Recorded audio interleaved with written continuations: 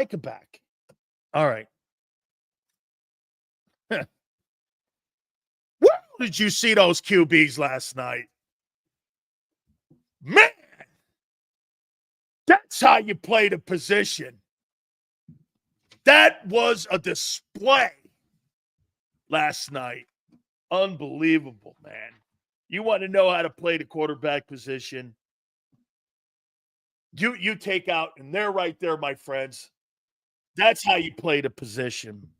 Hit the like button. All that being said, the man who is in charge, like when President Trump had a historic hire for chief of staff, we have our very own Jalen Hurts, chief of staff. He is the co-host of Birds 365, and he is also the host of the pre, halftime, and post-game and post-post. Our friend, Big Z, Zander Krause. What's up, Big Silz? How's that internet today, homie? I think it's all right, man.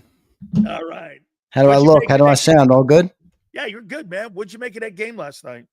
Pretty unbelievable game, man. I didn't catch all of it. I had some shit to do, but I got back and saw a lot of it, man. Those are two talented players, Joe Burrow and Lamar Jackson. But I'll tell you what, that Ravens team is good. I don't know if they're Super Bowl good. That defense is shaky. That defense, if I were a Baltimore fan, that defense would give me a little bit of agita. But they're obviously two good players with Lamar and Joe. But Bengals, they can't find a way to win, man. How about this, man? You know what? I had two takeaways last night. Let me start with the other one, and it was more on the defensive side.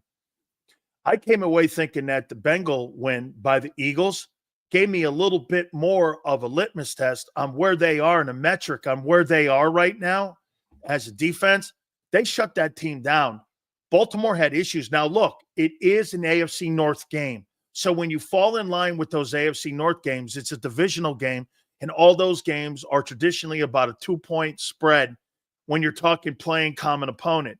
Still, I thought the Eagles, if you watching that last night, you went like this. Holy shit, man. That guy, Joe Burrow, last night was unbelievable in the pocket, the way, and I had no problem with them going for two at the end. They're the lesser team. They were 4-5. They had to try to get to 500. I didn't mind them doing that shit. I came away, that was one of my takeaways, like, hey, maybe the Eagle defense is starting to look like exactly who they are. Yeah, maybe they are, and that would be a big thing because they're looking really good right now, and they obviously are going to be needed. I mean, I think the era of just thinking you need a quarterback came and went quickly. You need a great defense in the NFL. I mean, even Patrick Mahomes has a good one now. So if Bird's defense can keep it up, man, I think we're in a good spot. But that Ravens defense is shaky. You agree? Yes. Yeah, Especially when they lost Hamilton. Yeah. Especially when they lost How about this question for you? Because John mentioned this morning, and I'm like, holy shit. I don't know, maybe. If you started the NFL from scratch and you had the number 1 overall pick, yeah, who you taking? Lamar or Patrick?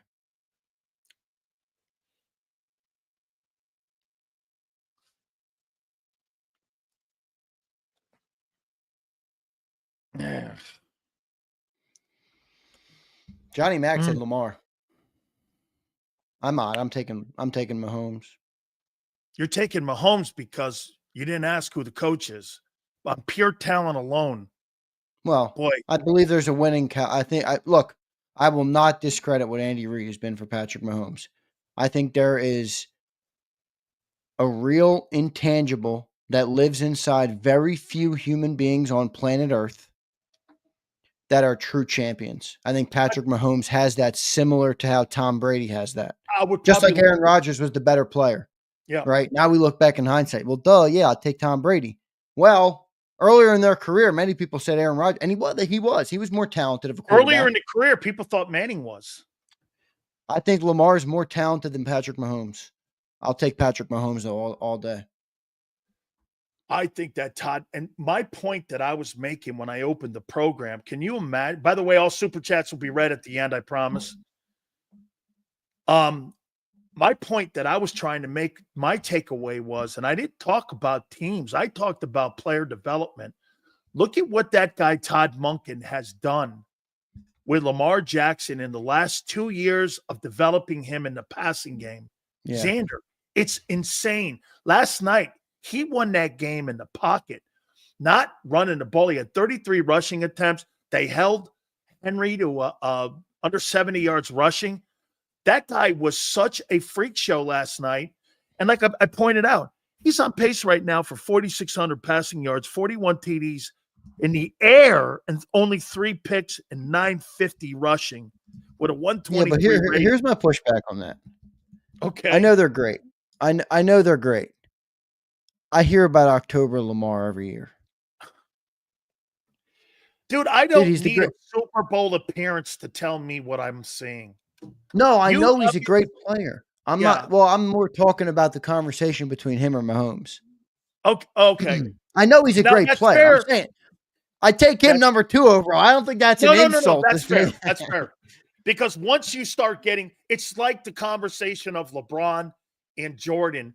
Once you're in that conversation, it comes down to what's the deciding metric? Well, winning championships is the deciding metric. Yeah. Between the Mahomes right now and Brady, right? That's the metric. When you look at Mahomes, you know how many people want to say this? That's the best talented that's the best talented quarterback I have ever seen. And I'll say that. But then how do you go 3? How do you go 3 versus 7? You can't.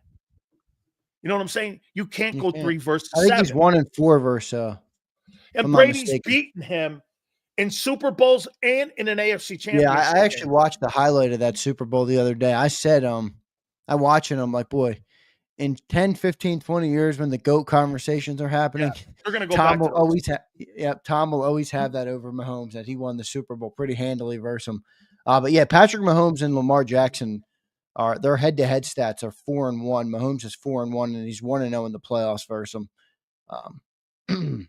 Pretty good stats too, by the way. So I mean, look, how are you going to compete with 3 Super Bowls, 6-time Pro Bowler, 3-time All-Pro, 2-time AP MVP, 1-time AP Offensive Player of the Year, and 3-time Super Bowl MVP? And the guy's not even close to 30 yet. Hey, Yale, so under your notion, how many Super Bowls has Lamar won? Okay, he hasn't won any yet. So under your premise then, Yale, you think Jalen Hurts is a better quarterback than Warren Moon? Because he's never been to a Super Bowl. Is that correct? Is that what you're saying? No, I mean, that's not, you're putting words in Yale's mouth. No. Well, that's the only metric Jalen has over the rest of these. No, I know, but I think Yale is saying he'll take Mahomes over Lamar because of, Mahomes' winning speaks for itself.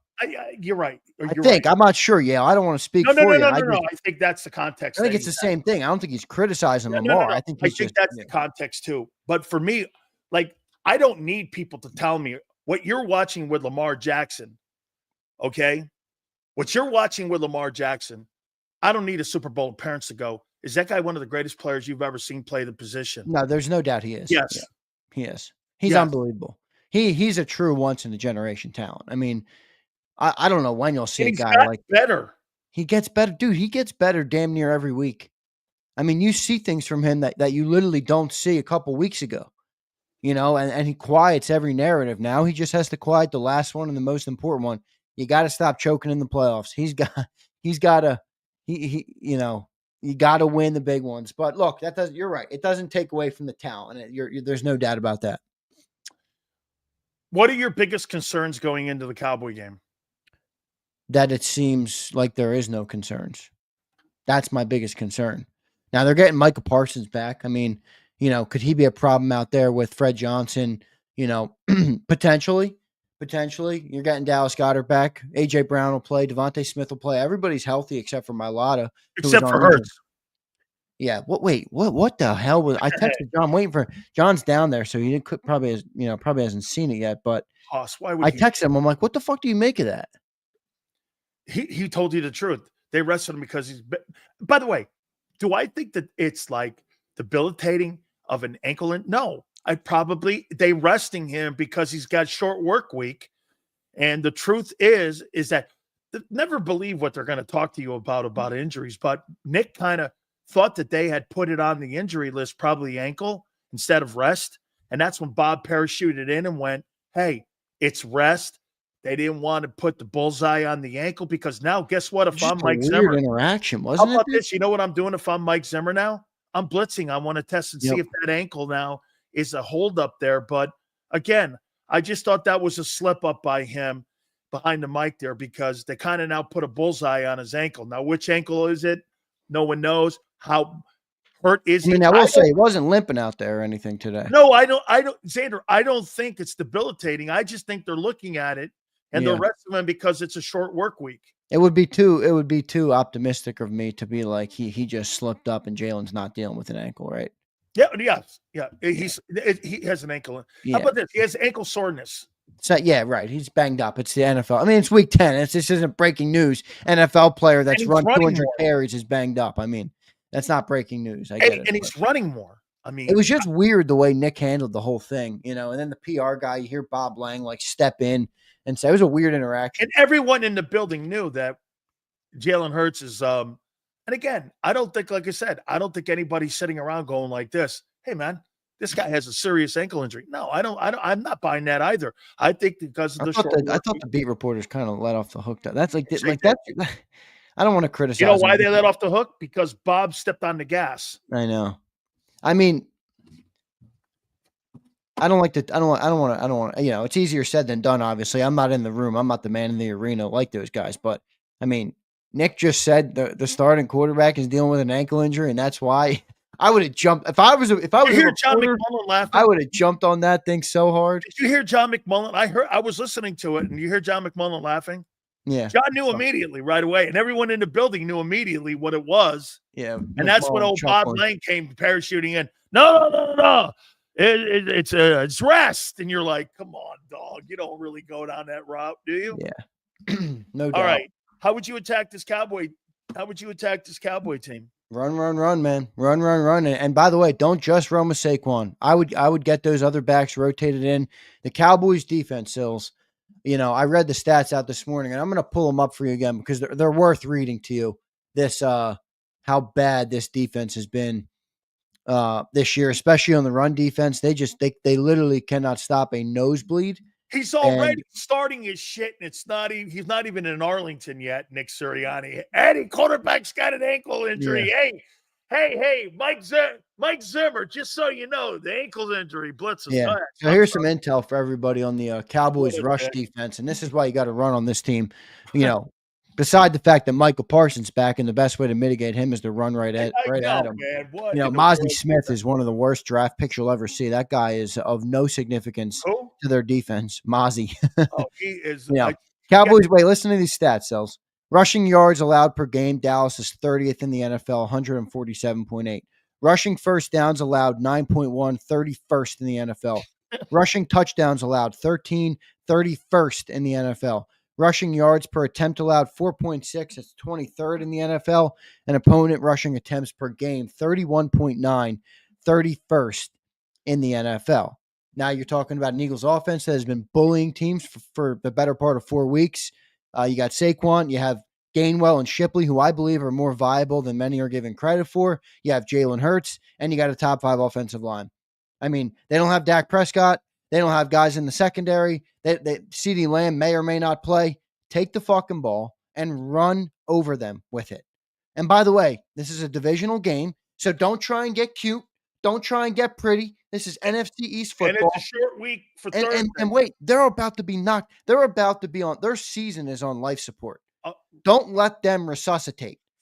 Blow them off the ball, destroy them in the running game, and knock them out. They'll be done for the year if you do that today. I think they quit. I think they quit when they put Dak on IR. Yeah, that was bold. Yeah, my email says, Zander, it's a rivalry game. We could lose. That's why I'm saying run over them, dude. Yeah, run over them. Don't let them into the game. Yep. You got to knock them out. No, I mean, the guys in the 12th round wobbling, fucking knock them to the canvas. No, take them out early. Exactly. Don't give them any hope. No hope at all. So I hope they run. Now, will they? I don't know, because that Cowboys secondary is kind of suspect as well. Maybe Jalen will have a little bit of a day in the air, and maybe they'll try and go to that early to put the game out of reach so you can I think there's. I This honestly, game I know worked. you got to take one game at a time, but I Yes, think they're thinking about that Commander game on Thursday night. I'm concerned about this game. The Cowboy And game. I know you. yeah, I can kind I of am. tell, but I am. But by your the way, score prediction didn't really. I know I got 38-10, and I I got hate 31-10. you got 31-10. Yeah, I got 38-10, and I'm like, damn, I was wrong last week. I thought that thing would be a blowout. that's Now, fair. I mean, and and it's a back. Everything right now leads me to believe, where's the advantage? Is the advantage the unknown? The advantage is last week you had a shitty team that was reeling, but they also had their starting quarterback still in. Now, I'm not saying Trevor Lawrence is a great player, but It you always wasn't have he's not having a you bad have a year. better chance, right? Like, Yep. and that this goes back to our argument yesterday why I said Jalen Hurts was the most important guy. I mean, you're looking at the Cowboys without Dak. I mean, dude, how are they going to score points? Seriously, they're the worst running team in the NFL. What better way to help a backup quarterback than to have a good running game, right? That's the easiest way to get a backup quarterback playing well is have a good running game.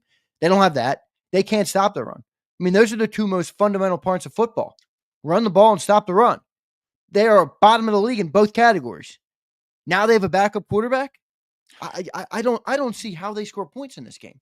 How about this? I mean, I felt better about the Jags going into the game against the Eagles than I do this one. And that game was a 4-point last possession opportunity for Jacksonville. Right.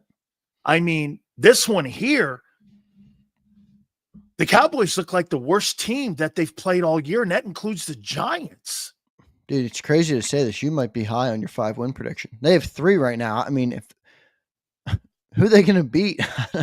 Maybe I don't know. They're bad though. I mean, 5 might be right on the money with them. I kept telling Mark Holmes, I go, they'll win 5 games at tops this year. That's what you asked me. I mean, what am I most feared about? I'm most fearful that I got nothing to fear. I mean, I'm looking at this team. I'm like, boy, I'm not even. I guess Micah. I mean, Micah's coming back. He's a good player. He can get after Jalen Hurts. So if Jalen gets into it where he's holding the ball too long and they don't stick to the fundamentals, Micah could have an impact on the game. I just asked how they're going to score points. Well, take a strip sack and start at the 20-yard line. Yeah, you'll get some points on the board or whatever. So, don't turn the ball over, protect that thing, and run the ball so you take Mike out of the game. I think it's a simple recipe this week. How concerned are you about Nick this weekend? I'm not concerned. Look, I mean, I get upset with Nick, and he's not my favorite coach. I mean, shit, I wouldn't pick him to run my organization. He wouldn't be the head coach of my club. Not my club. But if I were an owner, I wouldn't hire him. But look, the dude wins a lot of games. I think the team plays for him. Do I hope he cleans it up? Yes. But I also want to make you aware, and you know this, a lot of the decisions that many of us criticize Nick for are not Nick decisions. Now, they might be, but they are backed and supported and emphasized and encouraged by the front office. So much so that if he went against it, he gets in trouble. And John has actually pointed to that. Sometimes he goes rogue and they don't like it. So I can sit here and say, why the fuck are you going for 2 every time? Why are you leaving 9 points on the board? Whether it's Nick Sirianni or the next guy, it don't matter. That's what they're going to do. So how am I supposed to beat Nick up for that? You know what I mean? I get it. He's the easy one, the lightning rod I can yell about, but look, it's an organizational thing. That's what they last week was a lot of fuel to do that too. It was, but at the end of the day, Nick is still the lightning rod. Look, it defies common sense for any NFL coach, for any coach, any person that has any understanding of the game of football to do what they did last week, where you have several chances to increase the possessions needed for the Jags to get back into the game, and you take the harder play, and it fails, and you set yourself behind, and then you let the Jags get back into the game. All common sense would point that that's not the right thing to do, except if you approach it from a strictly analytical model and remove entirely any circumstance or any scenario that's happening in the game. The score, the team, the opponent, the moment, the situation, where you are on the field, all those things. None of those things are factored in. It's if they take a penalty, we go. And if we're within 4th and 3 or whatever it is, we go. They don't think about it. So is that Nick or is that the organization? I think it's the organization a lot more so. And that's what John's entire point is, by the way. That's why John fights with us. It's not because John believes so passionately about going for it every time. It's because he's telling us the organization is doing this whether we like it or not. So cry about Nick all we want. It's going to happen no matter what. I've known this since I got here. Yeah, no, you have. But like, it's easy in the moment, like you said, to criticize Nick. And you're like, yo, what the fuck, Nick? But at the end of the day, whether it's Nick, Kellen, Vic, or the next guy, they're not going to change that. Zander, who do you think has more autonomy and more say in the organization right now, Sirianni or Jalen? I think probably Jalen, honestly. I don't know that for sure, but I think probably. You know, who do you think that they would take the word of more right now, the head coach or the player? I mean, I don't view it like that entirely. Like, I don't view it as take one or the other. I view it as everybody probably has a good say in what's going on. Now, I think it hurts. You do? The reason I think it hurts is because of the way that they've treated coaches in the past here. Well, that might and the way that they look at coaches, where they're also responsible for fucking up a lot of quarterbacks. Yeah, but that's again organizationally, like you said, and they're not. Jeffrey Lurie loves this dude. He is a. Yeah, you're right about this. Jalen Hurts is Jeffrey Lurie's guy. That's what he wants that franchise to look like. That's who he likes representing his franchise. That's the guy who is holding the strings right now. That's why that bye week. Did you hear Nick talking about it today when he said the bye week, I spent a lot of time with Jalen. The two of those guys spent a lot of time, and in my opinion, I think that came a lot to do with the owner putting those two guys in the room. And if there were any kind of differences, both those guys need one another to move forward. If they're going to have a successful season, they can't be on different planets. And all of a sudden, after Jalen talked with Nick, what happened right after that? All of a sudden, Lane goes to him and says, and the leadership group came to him after Jalen had talked to him. They all went to him and said, hey, look, we want this. We think we're going to be more effective doing this. I think that's Jalen Hurts since Jason Kelsey's not been in the room. I think Jalen Hurts is taking more of a leadership responsibility with the group and the direction of the team, because a year ago, I think coaching handled the direction of the team and it went into the toilet. I think the players in that bye, I think they grabbed more of a say in that room and said, we believe we're better doing this. Jalen talked about sacrificing numbers. You know, I do, and I some guys I don't believe a wide receiver to save his life when he says, hey, I'm here to win, except for one. The guy you have on your team at Devontae Smith. That's the only guy I don't think gives a shit about numbers, and he only cares about winning. Every other diva does. They want to get their targets, their catches, and their wins in that order. I think Hurts looks at it like this. The best interest for me is to look like 22. And he's trending exactly on the same numbers line as 22. I said it 2 years ago. That's who that kid is. He's not a 4,500-yard passer. That's okay, long as he's trending that way. But I think that had a lot to do with Jalen going to Nick and saying, hey, we have to do it this way. And the coaches went like this. They feel comfortable doing it. Like he said today, we're going to go down that route. Well, is the power struggle between the players and the coaches, or is it between the players? Think it was last year. No, but because where was its leadership a year ago? The players are obviously asking the coaches, but is Nick doing things that the organization is directing, and Nick is kind of the guy in the middle who's trying to serve two masters of what the front office wants versus what the players want? Like I said, I don't believe Nick is operating from a strictly Nick Sirianni agenda. Absolutely not. Never. I don't even think we'll ever know what that looks like, honestly. Yeah, you will. Doug Peterson. Well, I mean, with Nick, but yeah, no. Chip, Doug, those guys. That's what it looked like in Philly. But since Nick's been in the building, that's what it looks like, and it looks. Would you say that the way he runs the team is completely different than the way Chip and Doug ran the team? Well, definitely. I mean, it's definitely a little different. There it is. I mean, they tried to do this with Doug, honestly, toward the end, and that's why Doug left. But I'm not, Doug didn't. No. But I'm saying that's how you see the difference in the two styles of coaching when it comes to front office. So I think Jeffrey Lurie, again, I think he had something maybe to do with the bye here, telling those guys to get in the room, because I can't see Nick Sirianni just going, okay, we're going to run the ball without having that front office. You really think they went like this? Hey, guess what? I'm going to buck the system. The 2 receivers we have, we're going to have lesser targets in the games, and we're going to run the ball more in games, and we're going to put the game in the hands of Barkley and Hurts running the ball without okaying that with the front office? Absolutely no way. That all, like you said, there is a connection to the front office that will always have the final say, and they signed off on it saying, okay. By the way, make sure we get at the top of the hour the injury list, too, on what it's going to look like a little bit here. I think I got it.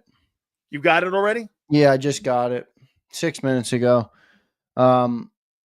Everybody full participant. The only guy who's questionable is Ben Van Sumeren. So Saquon, full participant. AJ, full. Dallas, full. Bryce Huff, full. Jalen Hurts, full participant. Mekhi Becton, full participant. Cam Jurgens, full. Everybody full. Devontae, Nolan, Sweat, Trotter. But Hurts showed up on the injury list, huh? Rest. It still says rest for him. Oh, okay. Okay. Yep. Still says rest for him. The only guy with an ankle is that what they said? Jalen was an ankle? The only guy with an ankle is Anais Smith and Mekhi Becton. What about AJ? AJ says he was full participant with the knee. With a knee. How about Devontae? Devontae, full participant with the hamstring. Hamstring. Something to keep an eye on going into this football game. Yeah, so everybody's good tomorrow besides Mailata, who's on IR. The defense going after Cooper Rush. How do you handle this? Do you sit back or are you aggressive? I'm aggressive. I'm trying to get after them. I mean, remember, they don't have a great running game. No run game.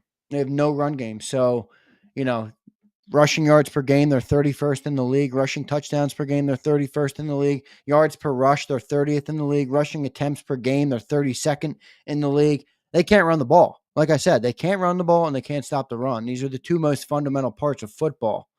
Literally the 2 most fundamental parts of football. If you can't do those things, you can't do anything. And they can't do either of them. And now they have a backup quarterback. I mean, what are they going to do? Here's my problem with this game. You're almost like, what to talk about? It's because they're like you sound like Harry Mays. You're sitting here going like this. I mean, that's what Harry. Who? Yeah, like who? There you go. That's good. Okay. Who? Harry Mays. Who? Yeah. Okay. You're learning. Good. I mean, like, what do we talk about? I mean, dude, no, rush these guys. You got Tyler Guyton at left guard, Tyler Smith, Cooper Beebe, Zach Martin, and Terrence Steele. Now Zach Martin hasn't practiced all week. Steele was absolutely terrible last year in 2023. Already gave up 6 sacks this season. Cooper Beebe's a rookie. Jalen Carter should have his way with him. Tyler Guyton, another rookie, already committed 12 penalties this season. And Zach Martin hasn't practiced yet this week. Now, I'd have to check on their injury report today, but, I mean, I think the defensive line can get home. Is Zach Martin playing or not? I don't know. Let me go check the Cowboys Twitter and see if they put out anything. Give me the list on the Cowboys here. This thing's probably going to look like a laundry list. It probably looks like a laundry list here because they got a ton of guys.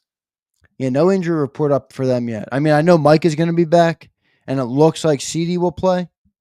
So okay, but so Micah and CD are going to play. Got to find out if Zach Martin plays because I thought he was injured. Yeah, he didn't. I want to say he didn't practice yesterday.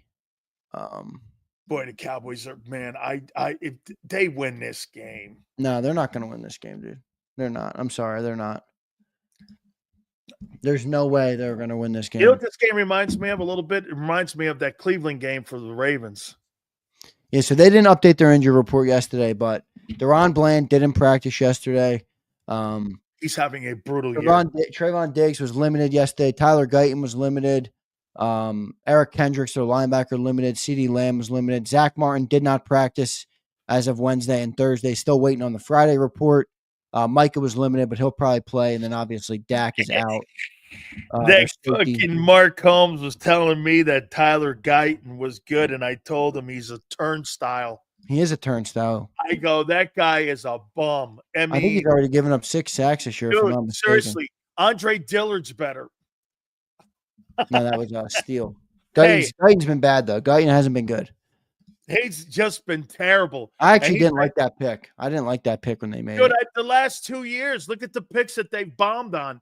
They Mozzie. bombed on Smith and they've bombed on this Tyler Guyton kid. Dude, Mozzie Smith is bad. It's not even just like an Eagle fan funny talking point. Mozzie Smith is objectively a horrible nose tackle right now in Dallas. he can't do shit. He is absolutely terrible. Let's do this. You tell me now, in your opinion, Vic or Kellen, who has the tougher task this Sunday against the Cowboys? You don't see anything here. I mean, what do you want me to say? That Vic Fangio has a tough job going up against Cooper Rush? Yeah, because it's more unknown. Dude, I would shadow CeeDee Lamb with Cooper DeJean or somebody like that. Follow him all over the field. Double him up with all the other corners sitting in zone like they're always going to anyway. Completely take him out of the game. And Cooper Rush will get sacked 8 times. Who's he going to throw to? CeeDee Lamb's the only dude out there. Now, last year when CeeDee Lamb was the only guy that could beat us, he somehow had 11 catches for 190 yards and a touchdown. So let's not let that happen this year. Do you think this team could be overlooking this Cowboy game for that Washington game Thursday night? No. I mean, look, you got to handle this game first, but I do think that tight end Ferguson is good. Yeah, I mean, he's good. But you're going to be shocked if they're. How about this? Are you going to be shocked if they're in the game halftime? No, I mean, look, I'm not going to say they're going to be gone from in the game in the first quarter. I mean, look, handle your business. I'm not trying to overlook the opponent, but specifically to your question, I don't know. Who is a tougher test, Kellen or Vic? Who do you think? Vic. Because yeah. Vic doesn't know what he's looking at. I mean, you got a backup quarterback. You got no run game. I mean, and you got young players. Okay, see, here's my issue with the no Eagles. Running game and a backup. And you have all inexperienced guys at numerous positions on defense who don't know how to play not up and down to potential. Remember the difference in 22 and right now what you had? You have massive experience on that 22 team. You don't have that here. This is Quinyon Mitchell's 9th NFL football game. You know, are you going to let those kids walk in and have your attitude? Hey, guys, guess what? I don't see where they're going to beat us at all in any place. You got to make sure you tell those players, hey, don't take anybody for granted, man. Everybody gets paid in this league. You walk into that game, man, it'll look like the Jaguar game. You'll be close. Or you allow a team back in. Yeah, I mean, I'm with you, man. I don't see it. I really don't see it. Remember, Cooper Rush, everybody talks about him being 4-1 or whatever in 2022. I mean, he averaged like 180 or 190 passing yards in that 4-1 span. And the Cowboys also had, I think, a top 5 defense in 22 or a top 10 defense in 22. They don't have that anymore. Nothing. They have nothing. So this is not the same team. It's not the same setup. Nothing about this is the same. Cooper Rush is basically set out there to pasture this weekend. Well, look, doesn't mean Eagles have to handle their business. I'm not saying that. I'm not trying to downplay the talent, but the objective analysis on the game is, I mean, look, we had Todd Archer on last night on the night show on This Week in Pro Football. You know what he said about the Cowboys? He's the ESPN guy that covers the Cowboys. He's been doing it since 2003, over 20 years covering the Cowboys. He's like the Tim McManus of the Cowboys.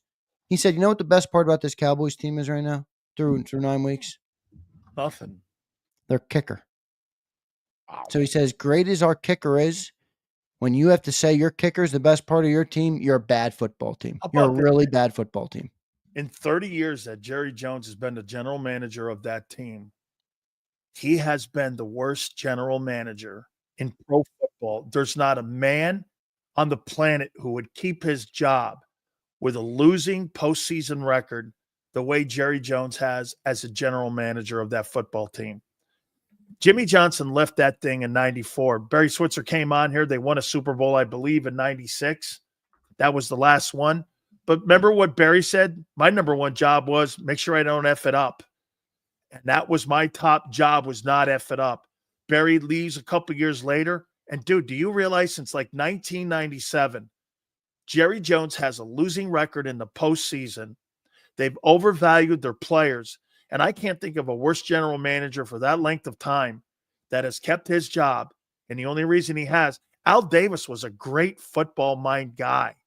That guy was the architect of many great football teams, and they were in the era of the Steelers and Dolphins, and they were winning Super Bowls. I got to tell you, man, Jones has just absolutely – I can't believe what it looks like right now to me.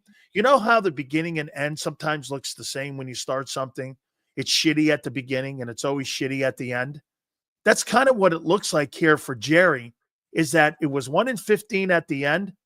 Huss, if they're 3-14 at the end of this here, I wouldn't be stunned. I mean, it just looks like when I was in Dallas, when they had no talent on the team and they were 1-15. Right. It just, dude, injuries should not derail your entire season like this. Hey, by the way, you remember a couple years ago, Cooper Rush came in. Dak was out for a couple weeks. Yeah, I just mentioned it. They still went 12-4. Well, he was 4-1 in that stretch. Right. I mean, my point was, they had so much talent on that team. Right. They were by the way, they were the 7th ranked defense that year, ahead of the Eagles, who were 8th. That guy is not going to be the problem on Sunday. It's going to be the roster on Sunday. I can't believe the Dallas Cowboys have fallen off, and I'm going to tell you why. They don't spread the wealth around with the salary cap. They buy it on superstar players, on TV stars. Look at what you have right now. How many places do you know, Zander, where you have the highest paid guy at every fucking position in the league, and you've got 3 wins? The quarterback's the highest paid player. The receiver's the highest paid player. And now soon you're going to have a defensive player, and you can't get out of your own way. I mean, at least the Eagles, I mean, the way they pay their players, they spread the money out by doing this. They give the bag of money up front, and those cap hits don't destroy them. And it's just poor management. The Cowboys are in a position right now. It's just poor management. And how about this one? Do you think they're going to be in this position? How much longer? 3 years? 4 years? 5 years? How many years is this going to be? I don't think this is a 1 year. I heard John say this the other day.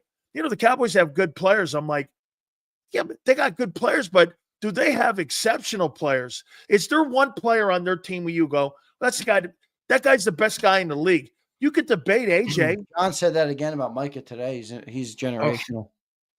Where? How? I brought up the Tony Casillas comments too, and John didn't like them. Yeah, because it counteracts what he thinks. Yeah. I mean, yeah, well, that doesn't mean it's not fact. You got a guy with a Super Bowl ring that played with Charles Haley. I agreed. Okay? He was next to Charles Haley, who's got 5 rings. And that guy showed up. You know, we talk about this Cowboys team. By the way, they sucked when Dak was in, everybody. I mean, they did lose they're 0-3 at home this year. They lost to the Lions at home less than a month ago, 47-9. You know, and their approach in that game, the Lions, is exactly what I would do. They ran the ball 36 times. They spread the ball around to 3 different running backs, really 4 or 3 different running backs and some jet sweeps in there. Jared Goff was 18-25. You know, we kept the passes limited, and they blew them off the page. You know, I think that's a perfect little formula for the Eagles to go in there and have a easy cruise to the finish after the third quarter. I see EL say that Micah Parsons has accomplished. What's he accomplished? I'm trying to figure it out here. Let me take a look at this. Okay. I mean, now look at this. Look at these numbers. Clary 13 Voy, sacks. I would agree with you, Clary Voy. 13 sacks first year, 13.5, 14, and he's got 1 this year. And he's played in only 4 games. Obviously, he's missed 4 games. 1 sack in 4 games he has? Yeah. He's got 1 sack this year. And this is what he has. AP1, which is first team All-Pro. Yep. the defensive rookie of the year, his rookie season. I look at those stats and I go like this. Okay, well, Yale. I mean, there's no question that this guy here. I mean, when you're looking at where he is in sacks, but do you remember this guy in big games, making big plays that matter for the Cowboys, like in the postseason? How about this? If you had to take Reddick, if you had to put Reddick, who would you take in a postseason, Reddick or Parsons? Yale said he hasn't accomplished anything, by the way, but Okay. I'll take Reddick. I'm not I respect Micah because I think he's good. Yale got it, brother. I'm not saying he's not good, but I think the generational comments from people are just ridiculous because he had a good rookie year. Like, I don't really give a shit that he had a good rookie year.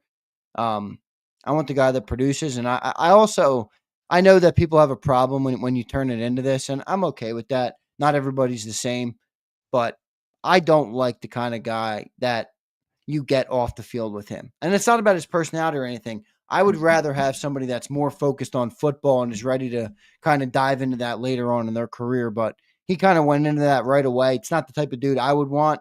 And I know that's an opinion. That's just a preference. I know people have an issue with that when you say something like that. Oh,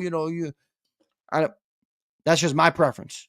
I would rather have a guy that didn't do that shit. And Micah, I don't know. I mean, look, I think he's good. I think you got to respect him. Don't let him destroy the game, but run right at him and he can't stop you. Well, here, I want to show you a little bit here, Zander, what generational is.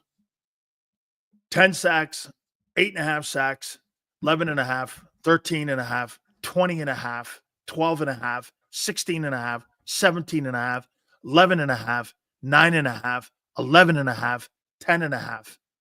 First team all pro 1, 2, 3, 4, 5, 6, 7, 8, 9. The National Football League's most valuable player, 3-time defensive player of the year. That's fucking generational, and that's Lawrence Taylor. Yeah. They're not in the same sentence. That's Lawrence Taylor. How can you be generational when there's 3 guys at the edge I'd take in front of you in the league right now? Right. I mean, you're talking about all-time guys. Forget the all-time guy. I would take TJ Watt. I'd take Myles Garrett. Crosby could be a push. I think there's different uses for each of them, but I think Crosby's probably the overall better edge. Here, let's do this right now.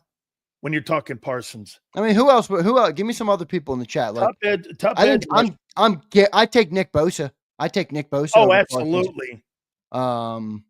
So okay. Bosa, Watt, Garrett, Josh Allen's close, Martin. That's not a bad one. I don't know if he's here's the guys right now. Josh Allen at 17.5 last year. That's a good one. Bosa, Watt, Crosby. Shit, I'd take Aiden Hutchinson over his ass.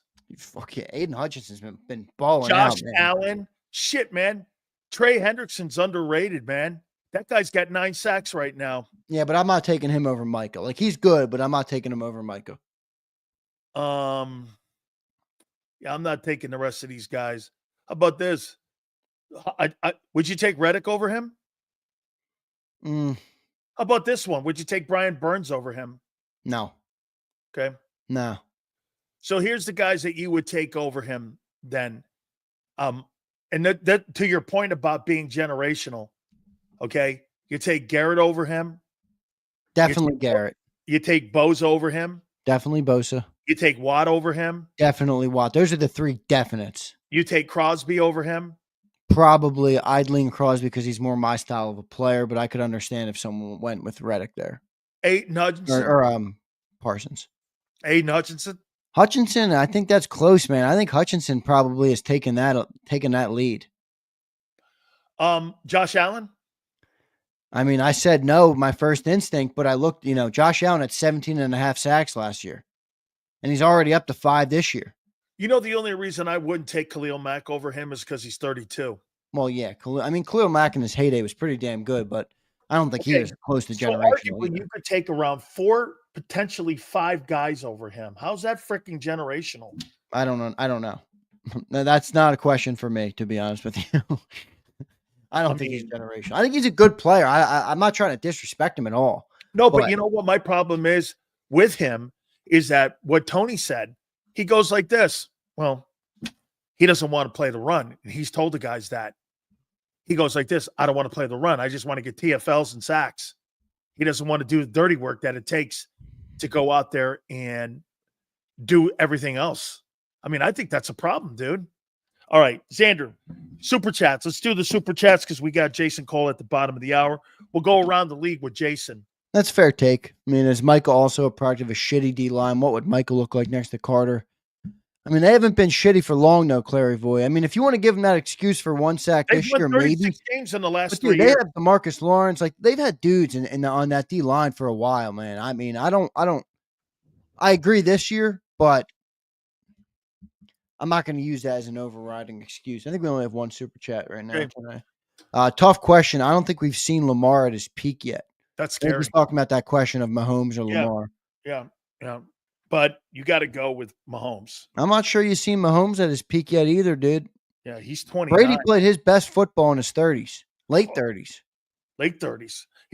There were two different. Do you know Tom Brady threw more touchdown passes from the age of 35 to 45 than he did from the time of 20 to 35? Did you know that he threw more TD passes later in his career than he did earlier in his career? Yeah. And that's what Mahomes is going to get better at. See, that's my fear with Lamar, is that when he's 35, now this is long-term thinking, but when Lamar's 35, how good's he going to be?